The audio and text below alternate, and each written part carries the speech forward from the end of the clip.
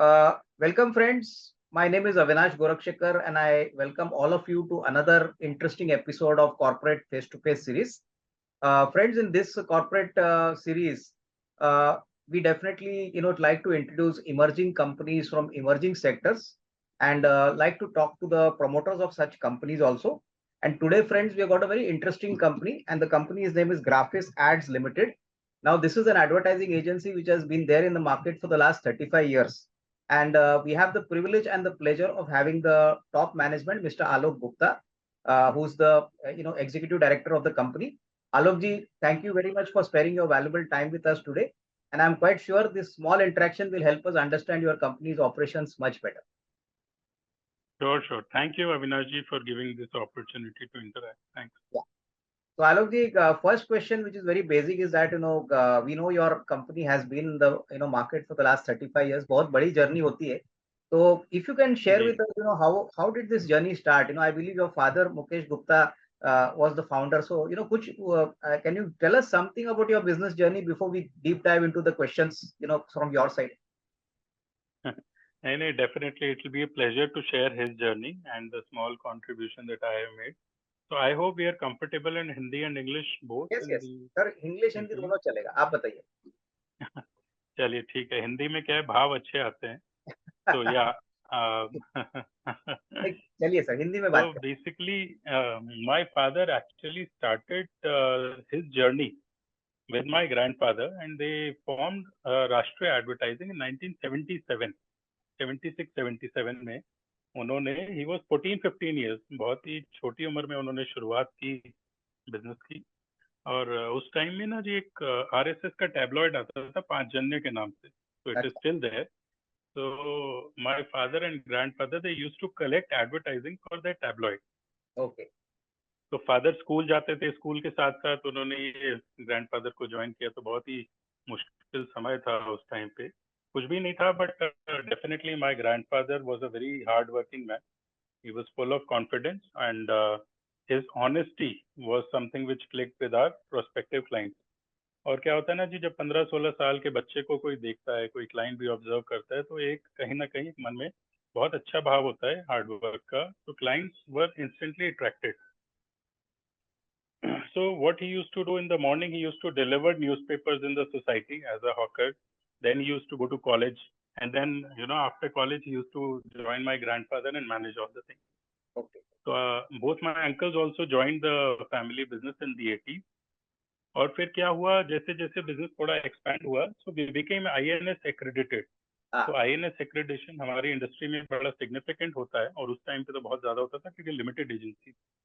So we used to collect advertising for Times of India, Hindustan Times, तो ये सब होता था. फिर 90s में क्या हुआ, जब लिबरलाइजेशन हुआ इकोनॉमी का, then advertising sector opened up big time. So we had more opportunities, like television came in India that time, point in time. So television advertising, audio video production हुआ, outdoor media बढ़ा, event management का काम बढ़ा. तो फिर उन सब कामों को हमने expand किया उस टाइम पे. हमारी फैमिली बिजनेस में स्प्लिट हुआ इन द 90s. और उसके बाद my father he completely focus on outdoor media, जो हमारा कोर डोमेन रहा.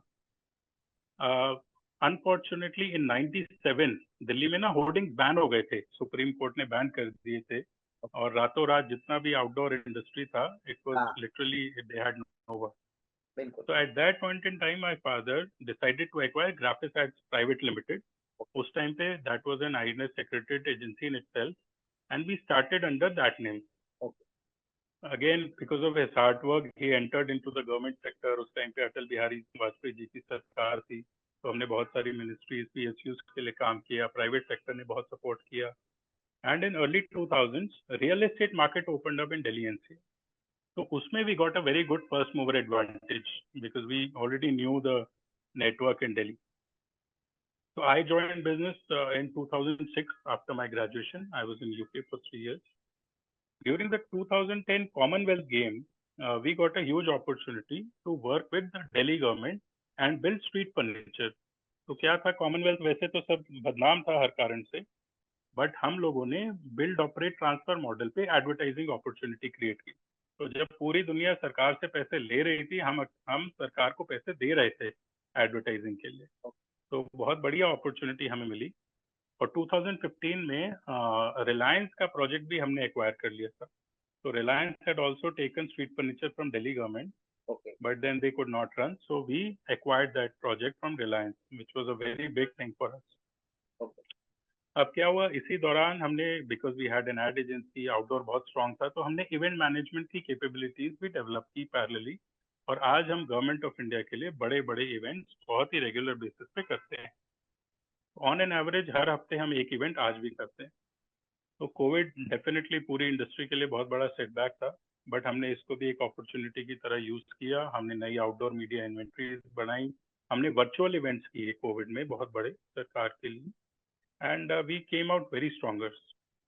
ओके तो बहुत सारे फेलियर्स रहे हैं इस पूरी जर्नी में, हमने बहुत कुछ सीखा भी है उससे, और every time we have bounce back stronger. So okay from our initial days when we look back and today when we are on the verge of launching our IPO, it has been a very big and hard working journey. नहीं, नहीं, बिल्कुल, बहुत अच्छी तरह से आपने articulate किया आलोक जी।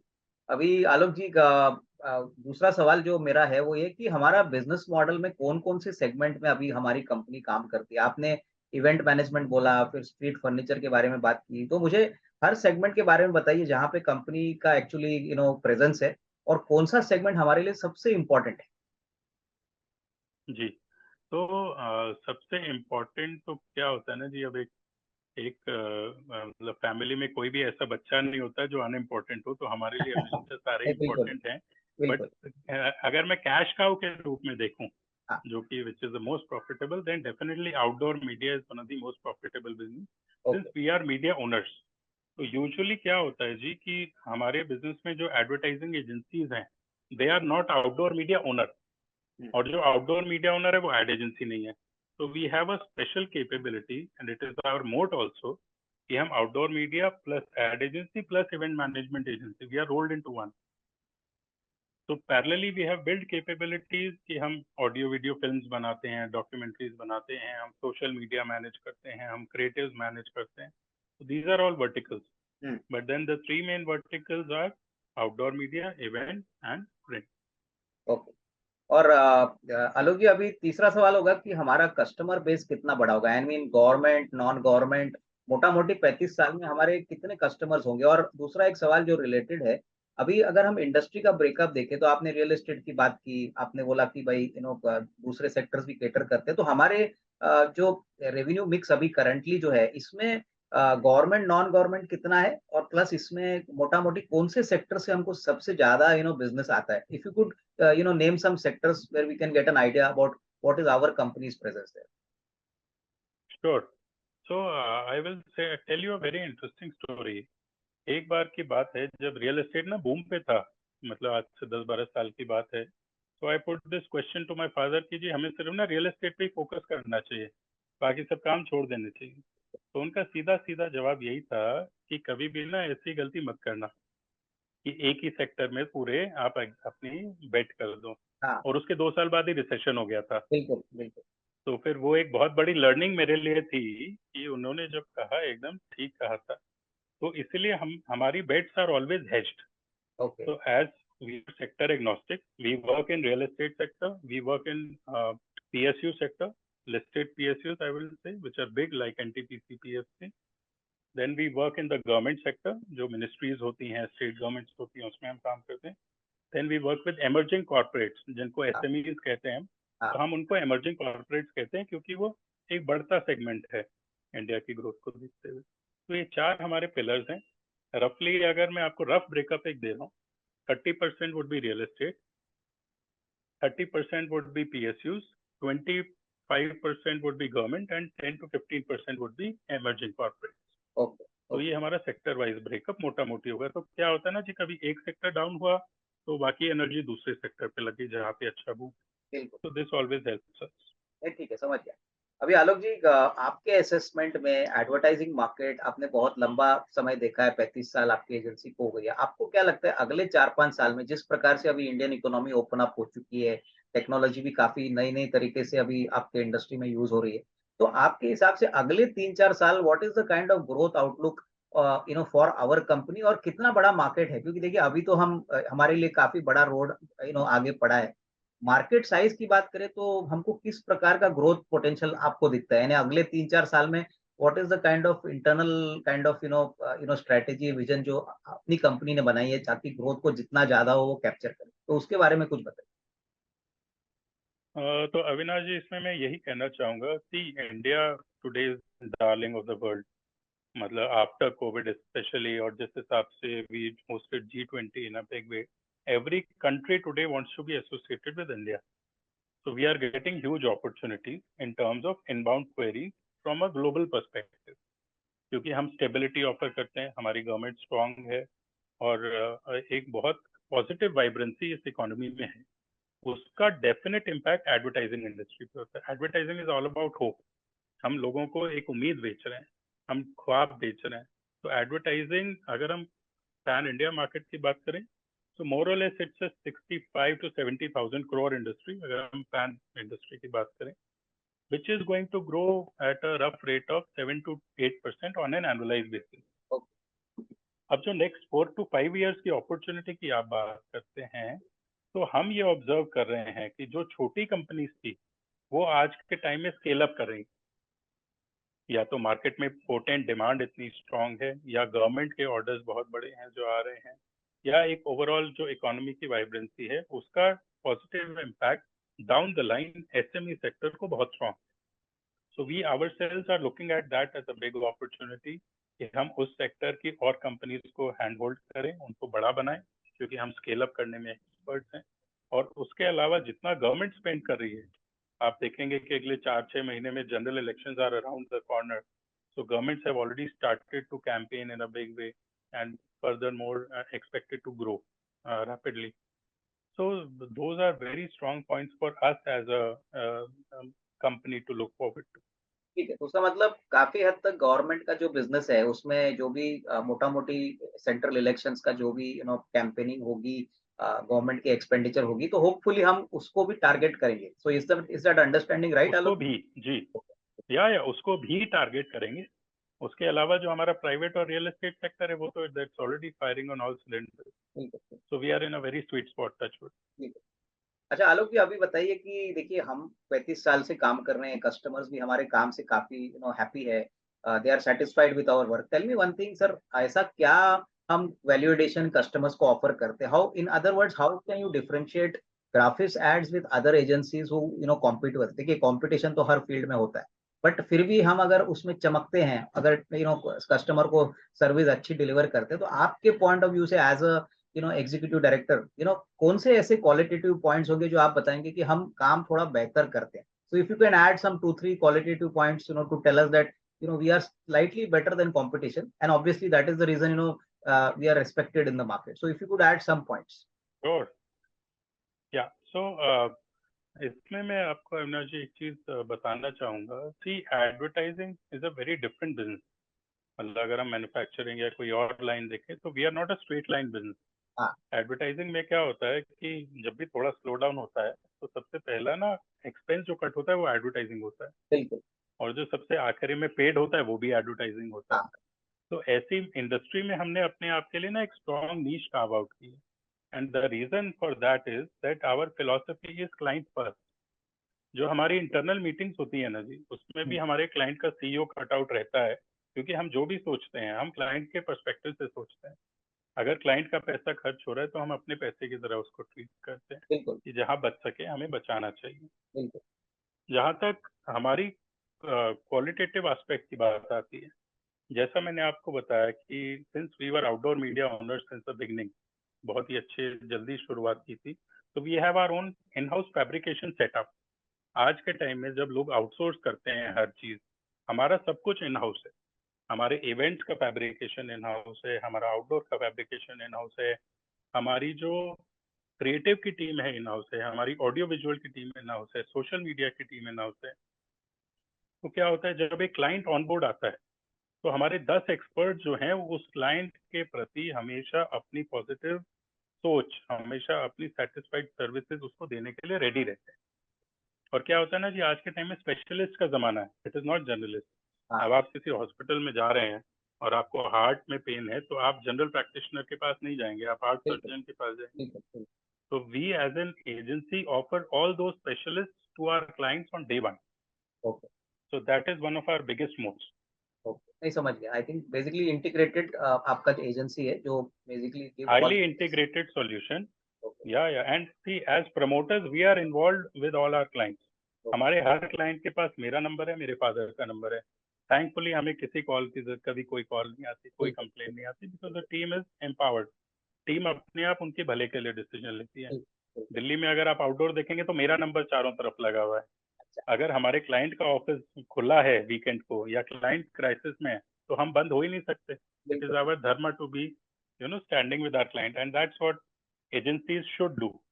बहुत लोग हमें कॉपी करने की कोशिश करते हैं और शायद हमारा पैशन वो नहीं कर पाएंगे. बिल्कुल. अच्छा आलोक जी, मेरे को एक बात बताइए. Now something very important to the business. आपने बोला कि आपका फोकस एसएमई कंपनी है यानी एसएमई सेक्टर है. तो आपका मतलब क्या है कि कम से कम अगले 2-3 साल में looking at the kind of growth in the smaller companies, are you targeting this segment as a potential kind of customer base? That is point number 1. और दूसरा सर, हमारा पैन इंडिया नेटवर्क होगा तो करीबन हम कितने मार्केट्स में अभी इंडिया में प्रेजेंट है? अगर थोड़ा सा ज्योग्राफिकली आप हमको बताइए. दिल्ली में तो आप हो, लेकिन वेदर इन इम्पोर्टेंट मेट्रोज लाइक मुंबई, फिर उसके बाद साउथ में, फिर नॉर्थ इंडिया में कहीं कहाँ इज आवर एजेंसी लोकेटेड, और हमारे कितने मार्केटिंग और सेल्स प्रोफेशनल्स है, ताकि वही लोग नए क्लाइंट्स लेके आते हैं, रिलेशनशिप्स को इंटैक्ट रखते हैं. तो इसके बारे में कुछ बताइए. जी. So Avinash ji, we have around 25 professionals who are only working in business development and client service. Okay. They are spread across 10 teams. तो 10 टीमों में ये 25 लोग स्प्लिट हैं और ऑन एन एवरेज हम हफ्ते में एक नया क्लाइंट ऑन बोर्ड लेके आते हैं. ओके. पैन इंडिया कहीं भी. ओके. उसका सबसे बड़ा रीजन है एक तो आउटडोर मीडिया, क्योंकि it is an inbound query, तो वो आती है और वो क्लाइंट आधा इंटरेस्टेड होता है. Other than that, government tenders हम लोग भरते हैं तो वो हमें once in a while मिल जाते हैं. Then we have a very positive word of mouth referral. तो जो हमारा existing clientele है वही हमें बहुत जगह रेफर करता है. जहाँ तक पैन इंडिया नेटवर्क की बात है, so we already have representatives in 5 states who work along with us, and we have a distinction of being one of the very few agencies who has managed events all over India and all states. तो आज के time में भारत के जितने states हैं, चाहे वो north east है, चाहे वो अंडमान है, पौंडीचेरी है, हमने वहाँ पे इवेंट किया है, हमने वहाँ पे आउटडोर होर्डिंग्स लगाए हैं और हमने वहाँ पे प्रिंट मीडिया के एड पब्लिश किए. तो ये जो पूरा ऑल अक्रॉस नेटवर्क है, ये बहुत ही कम एजेंसीज या मीडिया ओनर्स जो ऑफर करते हैं. आलोक जी, एसएमई के ऊपर मैं पूछ रहा था कि एसएमई में स्पेसिफिकली ऐसा क्या फोकस है, तो वो बताइए सर. तो एसएमईज में सर अपॉर्चुनिटी ये आ रही है कि जैसे जैसे इकोनॉमी एक्सपैंड कर रही है, तो people are moving from an informal economy to a formal economy when I am talking about consumers. तो जब कंज्यूमर एक इनफॉर्मल से फॉर्मल इकोनॉमी में स्टेप इन करता है तो वो हमेशा ना ब्रांड रिकॉग्निशन को देखता है. तो वो एक अनब्रांडेड प्रोडक्ट से ब्रांडेड प्रोडक्ट लेना चाहता है, चाहे वो फिर कल को आटा ले रहा हो, दाल ले रहा हो, बिस्किट ले रहा हो या कुछ भी ले रहा हो. तो आज के टाइम में जो हमारी कंपनीज है, जो मैन्युफैक्चरिंग सेगमेंट में है, जो B2C सेगमेंट में है, जो FMCG सेगमेंट में है, वो अपने आप को एक बड़ा ब्रांड या रीजनल ब्रांड के रूप में पेश करने की पूरी कोशिश कर रही है, जिसकी वजह से वो अपना एक्सपेंडिचर एडवर्टाइजिंग पे बढ़ाएंगे. That is a huge opportunity. So basically this kind of customer can come from a tier 2, tier 3 market also, यानी छोटे शहरों से भी आपको मिल सकता है. It will definite. छोटे शहरों से आने वाले समय में बहुत काम निकले. जब आप देखेंगे कि छोटी छोटी market, for example Ludhiana, Bareilly as a market, Kanpur as a market, in markets में बहुत ट्रैक्शन होगी. तो अभी बहुत रिसेंटली हमने कानपुर में कानपुर स्टेशन का भी प्रोजेक्ट एक्वायर किया है. वो यही सोच के किया कि उस सिटी में आज के टाइम में 50 से 100 एमर्जिंग ब्रांड्स हैं जो कल को आने वाले टाइम में बड़े brands. I think very rightly said Alok ji. Alok ji, अभी इवेंट्स के बारे में आप थोड़ा हमको बता रहे थे. इवेंट्स का बिजनेस हमारे लिए कितना इंपॉर्टेंट है? मैं आपके प्रोस्पेक्टस भी देख रहा था, तो इवेंट्स भी आप बहुत कर चुके हैं, ऑलरेडी कर चुके हैं, तो आई मीन काफी अच्छा ट्रैक रिकॉर्ड है. तो इसके बारे में बताइए कि ये कितना बड़ा मार्केट है और ये कितना प्रॉफिटेबल है. अगर हम आउटडोर एडवर्टाइजिंग की आपने आप बात की, लेकिन इवेंट्स जो भी आप ऑर्गेनाइज करते हो, तो events are slightly different from pure advertising. So ये जो वर्टिकल है, इसमें कितना पोटेंशियल ग्रोथ आपको दिखता है, और मोटा मोटी इसमें से broadly is the profitability same as the normally as outdoor advertising और other parts of the business, और is it similar? So I would say that events is today the second most profitable vertical for us after outdoors. Okay. And the mode that we have built is primarily we work with major government departments or ministries for the events. I'm happy to inform you that in the recently concluded IITF जो trade fair हुआ है अभी आज ही खत्म हुआ है, तो उसमें हमने माइनिंग मिनिस्ट्री का पवेलियन बनाया था, and it has been awarded today by the IITF for their best pavilion. और लास्ट ईयर भी हमें ये पेविलियन का award ministry of minority affairs के लिए मिला था। तो हम क्या करते हैं सर, हम गवर्नमेंट के साथ मिलकर प्रॉपर्टीज क्रिएट करते हैं जो कि उनकी मिनिस्ट्री के लिए काम आए। एक हुनर हाट करके हमने एक प्रॉपर्टी बनाई थी मिनिस्ट्री ऑफ माइनॉरिटी अफेयर्स के लिए, पूरा कॉन्सेप्चुअलाइज हमने किया, उसको मिनिस्ट्री को प्रेजेंट किया, और पिछले 5-6 सालों में मिनिस्ट्री ने 41 हुनर हाट्स ऑर्गेनाइज किए ऑल इंडिया, जिसमें कि जो लोकल रूरल आर्टिसन है उसको काम मिला, फिर वहीं पे खाने पीने के स्टॉल थे, वहीं पे आर्टिस्ट थे। तो ऐसा हम पूरा एक माहौल, एक प्लेटफॉर्म बना के देते हैं मिनिस्ट्रीज को, जो कि गवर्नमेंट की जो स्कीम्स हैं वो लास्ट माइल तक पहुंच पाए और उसी से एम्प्लॉयमेंट और रेवेन्यू जनरेट हो जाए। तो we get paid by our client, but then it is the clients who eventually get their own benefit from such event. Event का काम आसान नहीं है, तो ये अपने आप में एक बहुत बड़ा नीश मार्केट है, और हमारे लिए ये भी एक मोट है। अभी रिसेंटली एक इवेंट जून में हमने जयपुर में ऑर्गेनाइज किया था, we got 3 days notice, and it was a 15,000 people event, जो योगा डे का प्रीकर्सर इवेंट था, तो वो हमने 3 दिन में खड़ा कर दिया था इवेंट। तो बहुत ही कम ऐसी शायद ही कोई एजेंसी होगी जो विदिन 2-3 days इतनी जल्दी जल्दी ये काम कर सकती होगी, और इसका बेनिफिट हम इसीलिए ले पाए 3 दिन में करने का कि हमारा इन हाउस फैब्रिकेशन। तो जब इन हाउस कुछ भी है तो क्रिएटिव इन हाउस है, फैब्रिकेशन इन हाउस है, जल्दी जल्दी काम हमारा खत्म। नहीं, आई थिंक बहुत अच्छी तरह से समझा आपने। It is a growing, it is a growing segment, it is. और देखिए सर, दिल्ली में अभी आपको पता ही होगा, प्रगति मैदान रेनोवेट हो गया, भारत मंडपम बन गया, यशो भूमि जो द्वारका में सेंटर खोला है मोदी जी ने, कन्वेंशन सेंटर। तो दिल्ली में 2 इतने बड़े इवेंट के हॉटस्पॉट्स हैं कि आने वाले टाइम में बहुत रेगुलर इवेंट्स यहाँ पे होंगे। बिल्कुल बिल्कुल।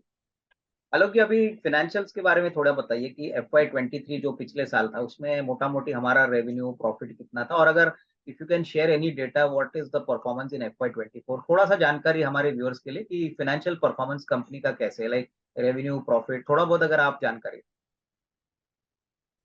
जी जो हम FY23 की बात करेंगे तो हमारा turnover was around 98.4 crore, and जो अभी हम इन कमिंग ईयर की बात कर रहे हैं अपना FY24 की, so we are approximately targeting around 108 to 110 crores in this financial year. So and the profitability थी, our EBITDA was around 11.4 crores 22-23 में, और उसके पैट वाज अराउंड 5.5 crores। ठीक है। और अभी मोटा मोटी धंधे में जो वर्किंग कैपिटल होता है आलोक जी, वो बताइए कि normally what is the working capital cycle हमारे धंधे में, जब से कस्टमर को हम बैक करते हैं, सर्विसेज देते हैं, तो मोटा मोटी गवर्नमेंट और प्राइवेट में वर्किंग कैपिटल साइकिल थोड़ी सी डिफरेंट होती है या सिमिलर होती है, वो जरा बताइए। नहीं, थोड़ी सी डिफरेंट होती है जी। सो फॉर्चुनेटली प्राइवेट सेक्टर का जो वर्किंग साइकिल है वो बहुत अच्छा है comparatively. Private sector usually 45 to 60 days में रोटेशन हो जाता है, मतलब पैसा काम करने के 45 to 60 डेज में आ जाता है। तो यही गवर्नमेंट में अगर हम बात करें तो it takes around 90 odd days for this cycle to get realise. तो ये एक थोड़ा सा फर्क है। तो but I think it is fine in either case, क्योंकि वॉल्यूम्स दोनों में अपनी अपनी इम्पोर्टेंट वॉल्यूम, और सरकार के साथ काम करने में एक क्रेडिबिलिटी बहुत बड़ी होती है।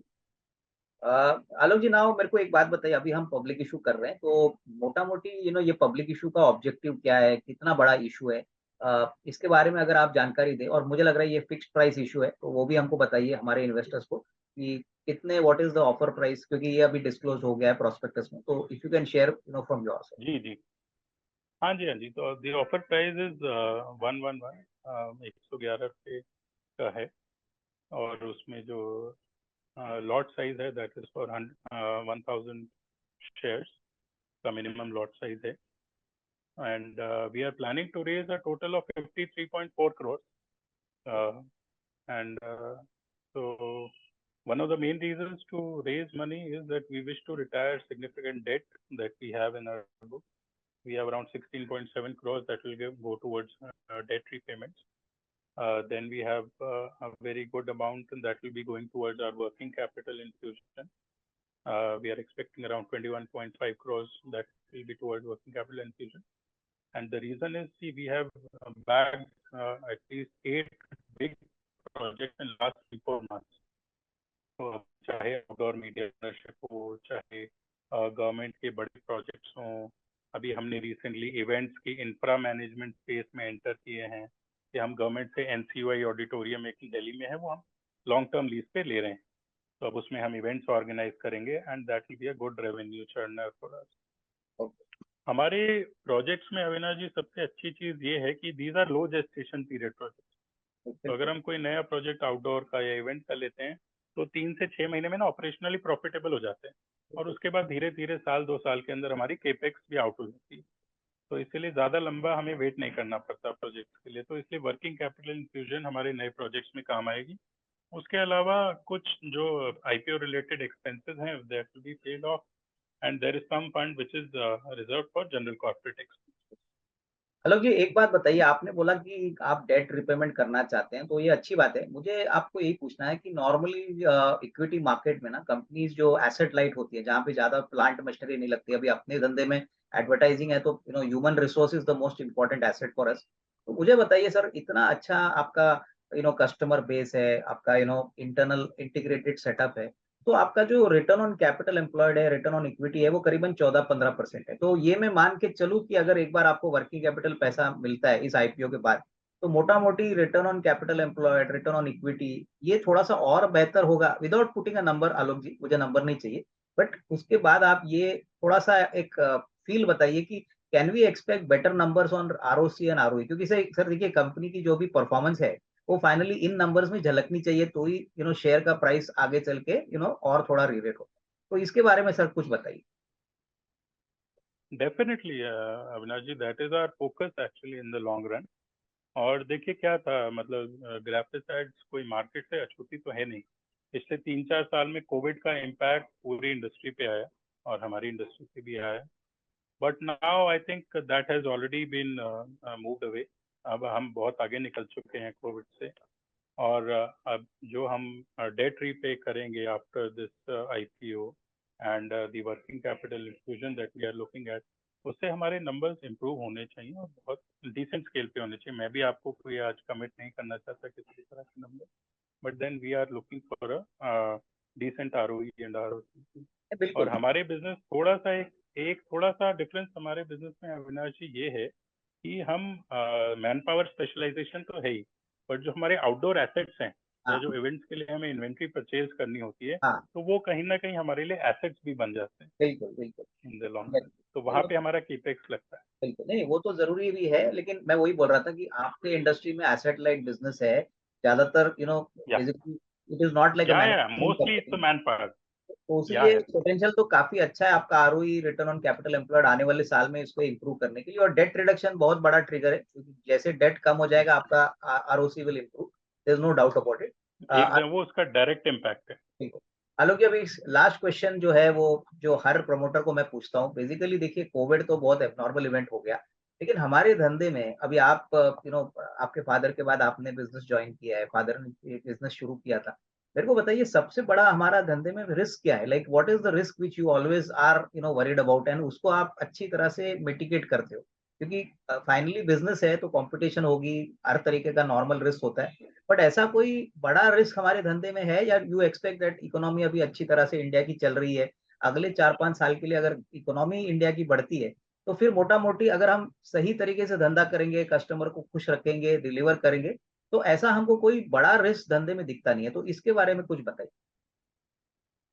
सर देखिए, मतलब अविनाश जी, मेरे को आज 17 ईयर्स तो मुझे हो गए बिजनेस में, और जितना मैंने अपने पर्सनल एक्सपीरियंस से ऑब्जर्व किया या अपनी फादर की स्टोरी से किया है, तो जब तक कोई एबनॉर्मल इवेंट नहीं होता तब तक एडवर्टाइजिंग बिजनेस में कोई भी रिस्क नहीं। बिल्कुल। एबनॉर्मल इवेंट में क्या हो गया, जब हमारे फादर बताते थे कि इमरजेंसी का टाइम डिक्लेयर हुआ हाँ था 84 में, वो एक एबनॉर्मल इवेंट था। 97 में होर्डिंग सुप्रीम कोर्ट ने बैन कर दिए थे, वो हाँ, हमारे वो लिए एक abnormal है, एबनॉर्मल इवेंट था। बिल्कुल।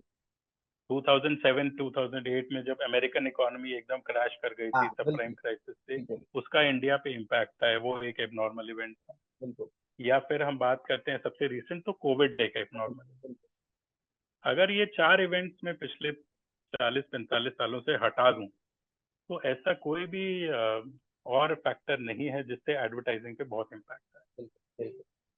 तो we are a very stable business as an industry, बड़ा स्टेबल इंडस्ट्री है। बिल्कुल। जब तक कोई एबनॉर्मेलिटी नहीं आती तब तक कोई चैलेंज नहीं है। बिल्कुल। इस इंडस्ट्री में डिसरप्शन बहुत है। आप देखेंगे तो आज प्रिंट, रेडियो, टीवी के बाद डिजिटल बहुत बड़ा हो गया है, तो वो एक डिसरप्टिव एलिमेंट इस इंडस्ट्री में है। But we are as an agency और as an organisation, we have always believe to change along with time. So that has been our USP. So we are not afraid of that.